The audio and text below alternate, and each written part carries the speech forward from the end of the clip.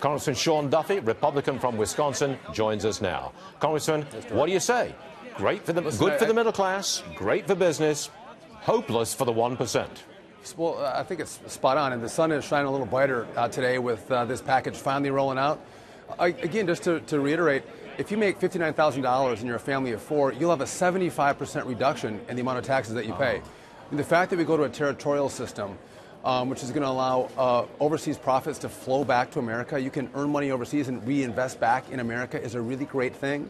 The fact that we get to a 20% corporate rate is fantastic. Again, we're going to make America competitive again, and I think those who are naysayers aren't seeing how important this issue is for American prosperity and growth looking forward. Okay, do you expect significant change when it gets to the Senate?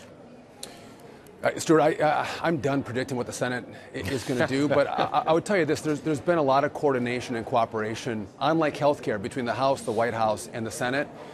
So they have been fully abreast of where we're going and what we're doing, and I think at least at the leadership level, they've bought into the changes that we made in the package that's rolling out today. But, you know, we have a lot of senators. I mean, there's 100 senators who think they have a better tax plan than the one that's coming out today because they're the smartest, and have the biggest egos of anybody I've ever met. So if they can keep the egos in check and look at what's good instead of what's perfect, I think we can get this through the Senate. And by the way, the biggest issue is the state and local tax issue. Yes, it is. Yes. And that's a House issue because we have House members that have districts in high tax states. We don't have senators from those high tax states. So it's going to be the biggest issue in the House is not remarkably going to be an issue in the Senate, which is a good thing for its passage over there. Okay, Congressman, well, just to hold with us for a second, I have a Democrat still with me. He's fit to be tied, by the way. His name is Doug Schoen. Your tax rate, you live and work in New York City, and because you can probably no longer deduct state and local taxes, the amount that you pay is going to go straight up. Yeah, I'll be close to 60% because we still have the Medicare tax at 3.8% and thereabouts. That plus 39.6 plus 13% state and local. Then you add in payroll taxes and health care charges. Why should I be in business and why should I be in New York? And this really discriminates against us who create jobs, earn money, and frankly live in states that are blue, not red. So I'm really adamant. I do think we should remember that it is the Democrat Party which has insisted at almost every turn on raising taxes. Federal, state, local, Democrats want those taxes up. Don't blame Republicans for this. You blame Democrats. Stuart, this is a Republican proposal with no Democratic support. So I think it's fair, obvious, and clear. It's Democrat taxes which you can no longer deduct. I admire your zeal in making an argument for which there is no support. Congressman Duffy, what is it that you particularly like? Pick out one item on this plan that you think is really, really good for your constituents, the people of Wisconsin, and for America's middle class. Listen, this is the child deduction going from $1,000 to $1,600. Me with 8 kids, that's a great thing for a family, Stuart. I just remember that. That's right. If I can make one point, though, this is interesting. You're going to see Democrats who have been chomping at the bit to play the economic warfare, and they say, well, the rich should pay more. Well, guess what? The rich live in Boston, New York, and San Francisco, as Doug just said. They argue for higher taxes until higher taxes are on the horizon, and wait and see what Democrats do. When we deliver what they've asked for, which they can pay a little bit more, they're going to hate it. So it's a talking point, but on the policy side, they're going to freak out. One question about the meeting this morning when the Ways and Means Committee, the Republicans on it, outlined the plan to the rest of the Republicans in the House. You were at that meeting, I do believe. I was. I am told that it got a pretty good, solid reception. It wasn't exactly fist-pumping, yeah, this is going to kill him. It was, we like this, it's good. Is that accurate?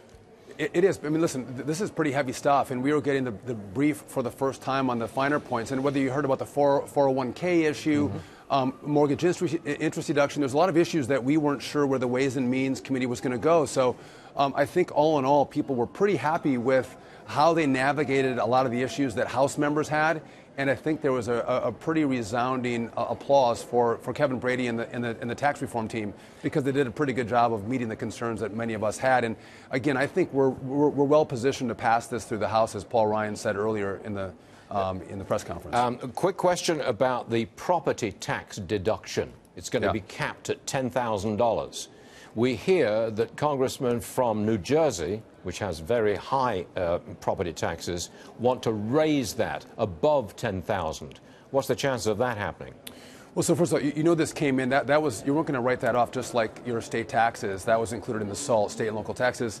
As a concession, that provision was allowed back in where you can write up to $10,000 of those property taxes. I think what this is more about is going to be what members from high tax states do we need to get back to have a 218 vote total that can pass this. And if we don't have enough members, it might have to be increased. But I think that, as you've seen, this has come out a day late.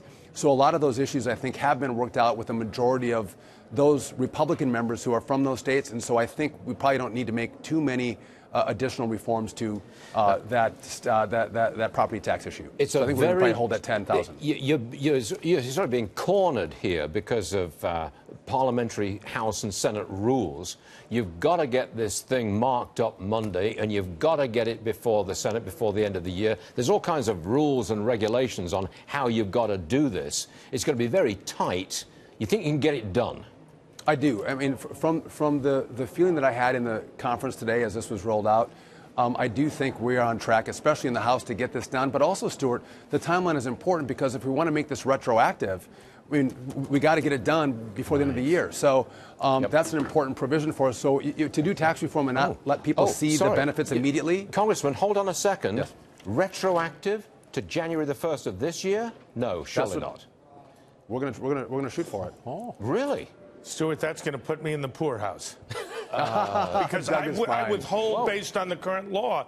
To tell me we've got another 6, 7, 8, 10% I'm going to have to pay. Goodness gracious. I've got to go, Stuart. I've got to get back to work. Yes, you do. We're going to say goodbye to you. Yeah, but Stuart, one last point. Yep. If Doug would come on and get his Democrats to join us and say, listen, let's have tax reform for everybody, this would be a lot easier and his rates could actually go down. But because they want to play the economic warfare, he's reaping the benefits of that Democrat position. Congressman Sean Duffy, Republican, Wisconsin, dream on. Thanks very much for joining us. And you, Doug. Thank you very much.